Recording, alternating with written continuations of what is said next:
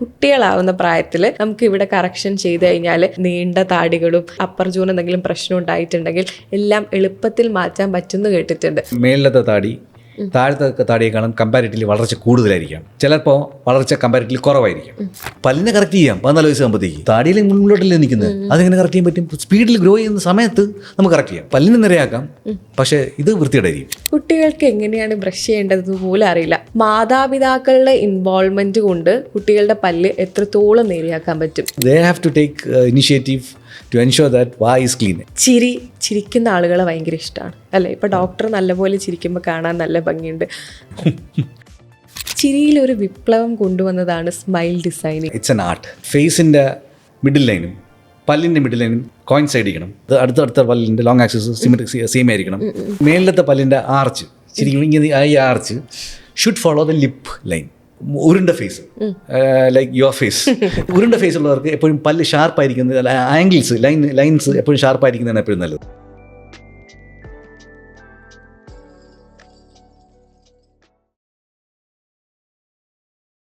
ഇപ്പോൾ ഏറ്റവും കൂടുതൽ ഡെൻറ്റിസ്റ്റ് ആയിട്ടുള്ള ഡോക്ടർ സംസാരിക്കുന്ന ഒരു ടോപ്പിക്കാണ് TMJ. TMJ പണ്ടുണ്ടായിരുന്നു എനിക്കറിയില്ല, പക്ഷെ ഇപ്പോൾ ഡോക്ടർമാരെല്ലാവരും സംസാരിക്കുന്ന ഒരു വിഷയമാണ് TMJ എന്ന് പറയുന്നത്. ഇവിടെ ഉണ്ടാവുന്ന ഒരു പ്രശ്നം, ഈ പ്രശ്നം കാരണം നമുക്ക് അസഹനീയമായ തലവേദന, കഴുത്ത് വേദന, എന്തൊക്കെയോ വേദനകൾ സംഭവിക്കുന്നുണ്ട്. എങ്ങനെയാണ് നമുക്ക് ഈ പല്ല് കാരണം തലവേദനയും അല്ലെങ്കിൽ ഈ കഴുത്ത് വേദന തുടങ്ങിയ സംഭവങ്ങൾ ഉണ്ടാവുന്നത്? ഇത്രമാത്രം ഇമ്പോർട്ടൻ്റ് ആണ് ഈ TMJ എന്ന് പറയുന്നത്? ഞാൻ അതിന് ഒരു അനലോഗസ് പറഞ്ഞുതരാം. ഓക്കെ. നമ്മളൊരു ഡോറ് അടയ്ക്കുകയും തുറക്കുകയും ചെയ്യാം, എല്ലാം സ്മൂത്തായിട്ട് പോയിക്കൊണ്ടിരിക്കുക. ഞാൻ ഇതിൻ്റെ ഇടയിൽ ഒരു കല്ല് കൊണ്ടുവച്ച് കൊടുത്തു. അപ്പോൾ കല്ലെടുത്ത് എത്തുമ്പോഴത്തേക്കും നമ്മൾ തുറക്കുന്ന സമയത്ത് അത് റെസിസ്റ്റൻസ് ഉണ്ടല്ലോ, ഒരു റെസിസ്റ്റൻസ് ഉണ്ടല്ലോ. നമ്മളത് ഓവർകം ചെയ്യാൻ ആദ്യം എന്ത് ചെയ്യും? കൈ കൊണ്ട് ഫോഴ്സ് ചെയ്യാൻ നോക്കും. ഇത് വല്ലപ്പോഴും കൂടി ആണെന്നുണ്ടെങ്കിൽ എക്സസൈസ് ആവും. കണ്ടിന്യൂസ് പ്രോസസ്സ് ആകുമ്പോൾ എന്ത് പറ്റും? നമ്മൾ എക്സസൈസിനേക്കാളും നമ്മൾ നോർമലി വർക്ക് ചെയ്യുമ്പോഴത്തേക്ക് എയറോബിക് മെറ്റബോളിസത്തിലാണ് വർക്ക് ചെയ്യുന്നത്. ഒരു കണ്ടിന്യൂസ് പ്രോസസ്സ് ആകുമ്പോൾ എയറോബിക് മെറ്റബോളിസത്തിൽ നിന്ന് മാറി എനറോബിക് മെറ്റബോളിസത്തിലോട്ട് പോകും. അത് that result in lactic acid accumulation in the മസിൽസിൽ ലാക്റ്റിക് ആസിഡ് അക്യുമുലേഷൻ ഉണ്ടാവും. ഈ ലാക്റ്റിക് ആസിഡ് മസിൽസ് അക്യുമുലേറ്റ് ചെയ്യുമ്പോൾ എന്ത് പറ്റും എന്ന് പറഞ്ഞാൽ വേദന, മസിൽ ഫിറ്റിംഗ്. നമ്മൾ കണ്ടിന്യൂസ് ആയിട്ട് എക്സസൈസ് കൊണ്ടിരുന്നത് എന്ത് പറ്റും? മസിൽ വേദന ഉണ്ടാവില്ലേ? അതുപോലെ ലാക്റ്റിക് ആസിഡ് അക്യുമുലേഷൻ ഉണ്ടാക്കി കഴിഞ്ഞാൽ വേദന ഉണ്ടാവും. Continuous process. മനസ്സിലായല്ലോ? ഇനി രണ്ടാമത് അവിടെ എത്തുമ്പോഴത്തേക്ക് നമ്മൾ എന്ത് ചെയ്യും? ഈ ഡോറിനെ പൊക്കി അടയ്ക്കാൻ നോക്കും. പൊക്കി അടയ്ക്കാൻ നോക്കുമ്പോൾ എന്ത് പറ്റും? ആ ഡോറിന് ഹിഞ്ചസ് അഫക്റ്റഡ് ആവും ഇല്ലേ? അതിന് വിചാരി അഫക്റ്റഡ് ആവും. ഇനി ചിലപ്പം കല്ല് തേഞ്ഞു പോവാം, അല്ലെങ്കിൽ കല്ല് നല്ല രീതിയിൽ ഫ്ലോറുമായിട്ട് അടകടല്ലെന്നുണ്ടെങ്കിൽ കല്ല് ക്യാൻ ബി ഡിസ്പ്ലേസ്ഡ്. ഇത്രയും കാര്യങ്ങളാണ് സംഭവിക്കാവുന്നത്. ശരിയല്ലേ? ഇനി ഇവിടെ നോക്കിയോ, നമുക്ക് 3 പല്ലുണ്ടായിരുന്നു, ഒരു പല്ല് പോയി, ഇപ്പുറത്തെ പല്ല് താഴോട്ട് ഇറങ്ങി വന്നു. ഇവ നമ്മൾ ജോ മൂവ് ചെയ്യുക, ഇടിക്കുക. മറ്റേതോട്ട് കമ്പയർ ചെയ്ത് നോക്കൂ. നമ്മുടെ വർക്ക് ചെയ്യുന്ന ജോയുടെ മസിൽസ്, മറ്റേത് കൈയുടെ മസിൽസ് ആയിരുന്നു. ഇവിടുത്തെ മസിൽസ്, ഇവിടെ ഒരു മാസ്റ്ററിക് മസിലുണ്ട്, ഇവിടെ ടെമ്പറൽസ് മസിലുണ്ട്, ഇവിടെ സ്റ്റെർണോക്ലിയുടെ മാസ്റ്റേർഡ് മസിലുണ്ട്. ഈ മസിൽസ് ട്രിഗേർഡ് ആവും. കണ്ടിന്യൂസ് പ്രോസസ്സാണ്. കാര്യം ഇടിക്കുക, കാര്യം അവൻ സ്മൂത്തായിട്ട് മൂവ് ചെയ്യാൻ പറ്റുന്നില്ല. ഇങ്ങനെ പല്ല് മൂവ് ചെയ്യാൻ പറ്റുന്നില്ല, കാര്യം വന്ന് ലോക്ക് ചെയ്തിരിക്കുക.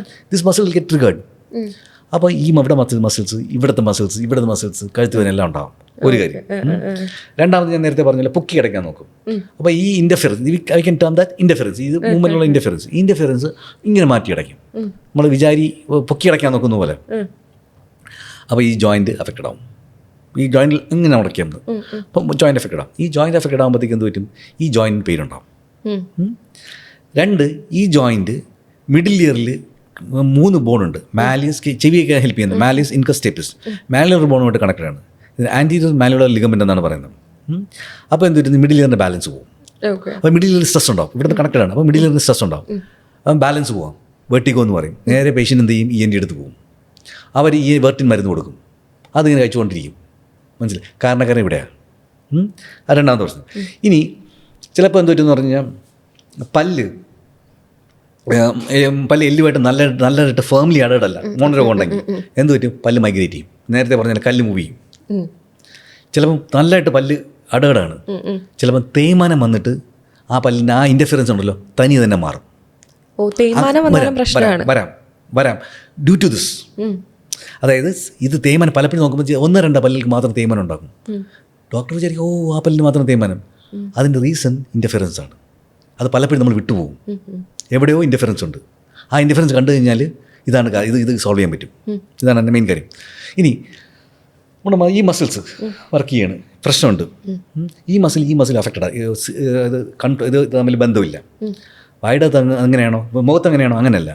മുഖത്ത് നമ്മൾ ചിരിക്കുന്നതും ദേഷ്യപ്പെടുന്നതും ആഹാരം കഴിക്കുന്നതും എല്ലാ മസിൽസും അനക്കുന്നതും എല്ലാം കണക്റ്റഡാണ്. എല്ലാം ഒരു ഹാർമോണിയസ് റിലേഷനിലാണ് പോകുന്നത്. അപ്പോൾ ഇവിടെ പ്രശ്നം ഉണ്ടെങ്കിൽ അത് ഇവിടെ റിഫ്ലക്റ്റ് ചെയ്യാം. പറഞ്ഞിട്ടില്ലേ, കഴുത്തിൽ റിഫ്ലക്റ്റ് ചെയ്യാം. സെർവിക്കൽ സ്പോണ്ടലൈറ്റിസ് പോലും ഈ കാരണം കൊണ്ടുണ്ടാകും. അപ്പോൾ ഇതാണ് അതിൻ്റെ കാരണം.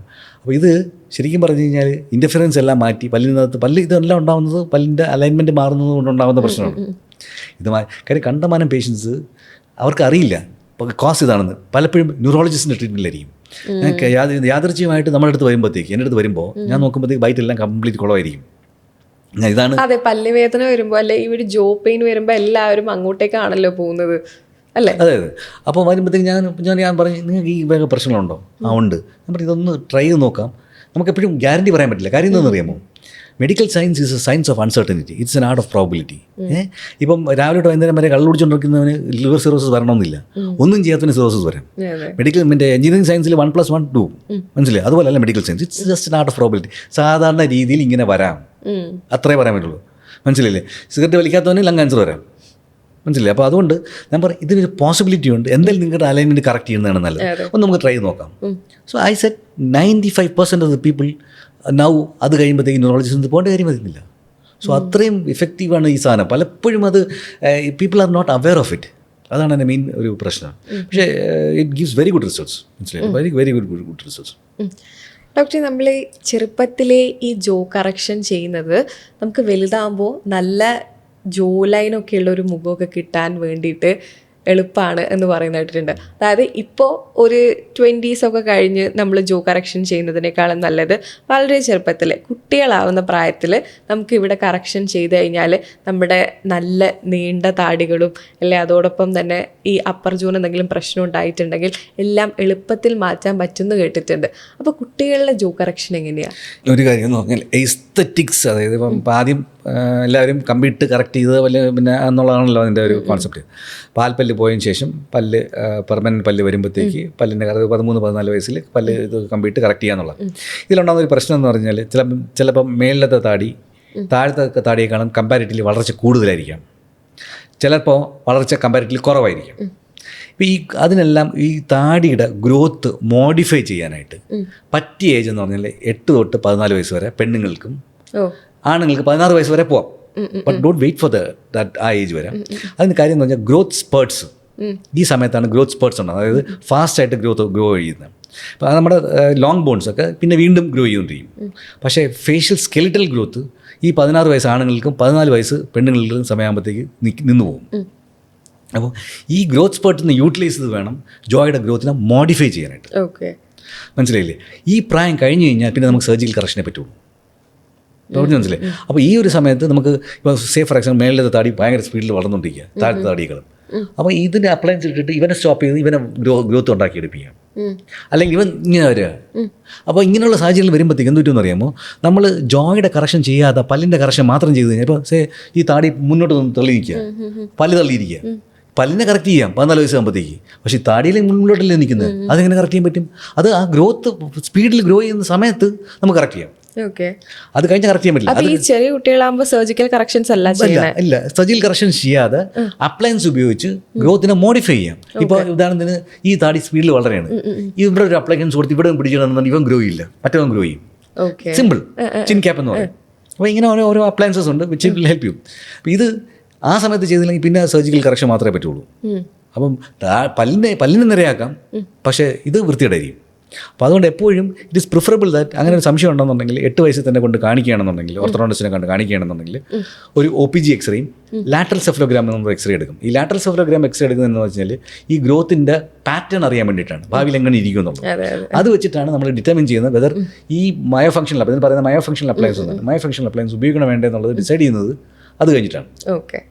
സോ പ്രിഫറബിളി സംശയം ഉണ്ടെങ്കിൽ 8 വയസ്സിൽ കൊണ്ട് കാണിക്കുക. അതാണ് എൻ്റെ റെക്കമെൻഡേഷൻ. ഒരു ഓർത്തഡോണ്ടിസ്റ്റ് അടുത്ത് കാണിക്കുക. വേറൊരു കാര്യം കുട്ടികളെ കുറിച്ച് ഇപ്പോൾ സംസാരിച്ചുകൊണ്ട് ചോദിക്കുകയാണ്, കുട്ടികൾക്ക് എങ്ങനെയാണ് ബ്രഷ് ചെയ്യേണ്ടതെന്ന് പോലും അറിയില്ല. നമ്മൾ മാതാപിതാക്കൾ ചെയ്തു കൊടുക്കുന്നത് കണ്ടിട്ടാണ് കുട്ടികൾ പഠിക്കുന്നത്. അവരെപ്പോഴും ചോക്ലേറ്റ്സ് എന്നും അവർക്ക് ഐസ്ക്രീംസിൻ്റെ അടുത്ത് ഭയങ്കര താല്പര്യമാണ്. അപ്പോൾ ഒരു ഡെൻറ്റിസ്റ്റിൻ്റെ അടുത്ത് നമ്മളൊരു റെഗുലർ ചെക്കപ്പിന് കുട്ടികളെ കൊണ്ടുപോകുന്നതിനേക്കാളും മാതാപിതാക്കളുടെ ഇൻവോൾവ്മെൻറ്റ് കൊണ്ട് കുട്ടികളുടെ പല്ല് എത്രത്തോളം നേരെയാക്കാൻ പറ്റും, അല്ലെ മാതാപിതാക്കൾ എത്രത്തോളം തൻ്റെ കുട്ടിയുടെ പല്ല് ശരിയാക്കാൻ വേണ്ടി കോൺസെൻട്രേറ്റ് ചെയ്യണം. ഈ പറഞ്ഞ പോലെ അവസാനത്തെ ആഹാരം കഴിച്ചിട്ട് കഴിയുന്നതും ഈ പിന്നെ പിള്ളേർ ഒളിച്ചും പാത്തുമൊക്കെ സാധനം കൊണ്ട് വെച്ചിട്ട് അടിക്കും, മനസ്സിലായില്ലേ? ബിസ്ക്കറ്റൊക്കെ. അപ്പം ഈ അവസാനത്തെ ആഹാരത്തിന് ശേഷം ഉറങ്ങുന്നതിന് മുമ്പ് ഞാൻ നേരത്തെ പറഞ്ഞില്ല, ഉറങ്ങുന്നൊരു ആസ്പെക്റ്റ് ഞാൻ പറഞ്ഞല്ലോ. ഇപ്പം ഇതിന് മുമ്പ് ആഹാരം കഴിച്ചില്ല, അവസാന ആഹാരം കഴിക്കുന്നത് എൻഷുർ ചെയ്തെന്ന് വെച്ച് കഴിഞ്ഞാൽ വൃത്തിയാക്കേണ്ടത് അമ്മമാരുടെ അച്ഛന്മാരുടെ അല്ലെങ്കിൽ ആരുടെങ്കിലും ഒരാൾ കട്ടായമായിട്ട് നോക്കിയേ പറ്റുള്ളൂ. അല്ലാന്നുണ്ടെങ്കിൽ ഇപ്പോൾ വന്നു കഴിഞ്ഞാൽ it will be a disaster, മനസ്സിലായില്ലേ? അപ്പോൾ അത് they have to take initiative to ensure that വാ ഈസ് ക്ലീൻ. ഇടയ്ക്ക് ബ്രഷ് ചെയ്ത് കൊടുക്കുക മാത്രമല്ല, അതിൻ്റെ അകത്ത് വാ കൊപ്ലിക്കുകയും വാട്ടർ ഫ്ലോസർ എന്നുള്ള യൂസ് സ്റ്റാർട്ട് ചെയ്യും. ഇതെല്ലാം ചെയ്യുകയാണെന്നുണ്ടെങ്കിൽ യൂസ് ചെയ്യാം. പക്ഷെ അവർക്ക് യൂസ് ചെയ്യാൻ പറ്റത്തില്ല, നമ്മൾ യൂസ് ചെയ്ത് കൊടുക്കേണ്ടി വരും, അത്രേ ഉള്ളൂ അതിൻ്റെ കാര്യം. അപ്പോൾ അത് നമ്മൾ എൻഷുർ ചെയ്യണം. അത് it is our responsibility as a parent, their responsibility as a parent to ensure that the child's oral health is good, well maintained. ചിരി എല്ലാവർക്കും ചിരിക്കുന്ന ആളുകളെ ഭയങ്കര ഇഷ്ടമാണ്, അല്ലേ? ഇപ്പോൾ ഡോക്ടർ നല്ലപോലെ ചിരിക്കുമ്പോൾ കാണാൻ നല്ല ഭംഗിയുണ്ട്. Thank you. അപ്പോൾ ചിരി എന്ന് പറയുന്നത് ഒരു ഇമ്പോർട്ടൻ്റ് ആയിട്ടുള്ള, നമുക്ക് മുഖത്തിന് കുറച്ചുകൂടി ഭംഗി തരുന്ന ഒരു സംഭവമാണ്. ചിരിയിൽ ഒരു വിപ്ലവം കൊണ്ടുവന്നതാണ് സ്മൈൽ ഡിസൈനിങ്, അല്ലേ? നമ്മൾ ഒരുപാട് സെലിബ്രിറ്റീസിൻ്റെ പല്ലൊക്കെ നോക്കിക്കഴിഞ്ഞാൽ നല്ല നിരയായിട്ട് സെറ്റായിരിക്കുന്നുണ്ട്. പണ്ടത്തെ അവരുടെ പല്ല് പോലെയല്ല ഇപ്പോഴത്തെ അവരുടെ പല്ല്. എല്ലാവരും പറയുന്ന ഒരു ഒറ്റ ഉത്തരേ ഉള്ളൂ, സ്മൈൽ ഡിസൈനിങ്. എന്താണ് ഡോക്ടർ സ്മൈൽ ഡിസൈനിങ്? ശരിക്കും പറഞ്ഞ ഒരു കലയാണ്, ഇറ്റ്സ് എൻ ആർട്ട്. അതെ, correct. It's an art rather than science. അപ്പോൾ ഇത് ഓപ്പറേറ്ററിനെ ഡിപ്പെൻഡൻ്റ് ആണ് ഈ കാര്യം. പിന്നെ കുറേ മാനദണ്ഡങ്ങൾ ഉണ്ടാക്കി വെച്ചിട്ടുണ്ട്. ലൈക്ക് സേ ഫോർ എക്സാമ്പിൾ നമ്മുടെ ഫേസ് ഞാൻ ഒരു കുറച്ച് എക്സാമ്പിളായിട്ട് പറയാം. ഫേസിൻ്റെ മിഡിൽ ലൈനും പല്ലിൻ്റെ മിഡിൽ ലൈനും കോയിൻസൈഡ് ചെയ്യണം. അപ്പുറത്തെ ഇപ്പുറത്തെയും പല്ല് സിമെട്രിക്കലായിരിക്കണം. മിഡിൽ ലൈനിൽ അപ്പുറത്തെ ഇപ്പുറത്തെ പല്ല് സിമെട്രിക്കലായിരിക്കണം. അതിൻ്റെ അപ്പുറത്തെ പല്ല് സിമെട്രിക്കൽ. ഈ സിമെട്രി എല്ലാ പല്ലിലും ഉണ്ടാവണം. പിന്നെ ഉള്ളതെന്ന് പറഞ്ഞാൽ ഈ പല്ലിൻ്റെ ലോങ് ആക്സിസ്, അതായത് ഇങ്ങനെ ലോങ് ആക്സിസ് അടുത്ത ഇപ്പുറത്തെ പല്ലിൻ്റെ അടുത്ത പല്ലിൻ്റെ ലോങ് ആക്സിസ് സെയിം ആയിരിക്കണം. അതായത് മേളിലത്തെ പല്ലിൻ്റെ ആർച്ച് ശരിക്കും ഇങ്ങനെ ഈ arch should follow the lip line. ഇങ്ങനെ വരണം. അപ്പോൾ ലിപ്പ് എങ്ങനെയാണ് ഇരിക്കുന്നത്? ഇങ്ങനെ വന്ന് പൊങ്ങി താഴ്ന്ന് ഇങ്ങനെയല്ലേ വരുന്നത്. അപ്പോൾ ഈ ശ്രദ്ധിച്ചു കഴിഞ്ഞാൽ ഫ്രണ്ടിലെ പല്ലുകൾ കുറച്ച് താഴ്ന്നും അടുത്ത പല്ലുകൾ കുറച്ച് മേളിലും. അപ്പോൾ അത് ഇറ്റ് ഫോളോസ് ലിപ്പിൻ്റെ കോണ്ടൂർ. പിന്നെ ഗം ലൈൻസ്.